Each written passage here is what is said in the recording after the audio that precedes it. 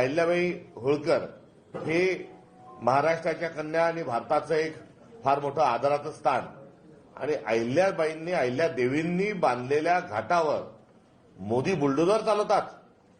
सोमनाथाचं मंदिर कोणी पाडलं तर गझनीनी पाडलं. वाराणसीपुरते काशीपुरते नरेंद्र मोदी हे गझनी आहेत आणि या गझनींनी काशीचा मनकर्णिका घाट जो आहे हा ते पाडत आहेत. म्हणजे गझनींनी जसं मंदिर पाडलं तसंच अहिल्याबाईंच्या स्मृतीवर बुलडोझर चालवण्याचं काम हे नरेंद्र मोदींनी केलं. याचा तीव्र शब्दामध्ये आम्ही निषेध करतो आणि त्या कारवाईमध्ये ज्या हजारो देवाच्या दैवतांच्या ज्या मूर्त्या पाडल्या गेल्या, ज्या पद्धतीने पाडल्या गेल्या त्या विकृत पद्धत होती. गझनींनी ज्या पद्धतीने मंदिरं तोडली अगदी त्याच पद्धतीनं नरेंद्र मोदी हे देखील त्या घाटावरची सर्व मंदिरं उद्ध्वस्त करत आहेत. पायंदळीत अक्षरशः तोडवल्या जात आहेत. ही अत्यंत संतापजनक अशा स्वरूपाची बाब आहे.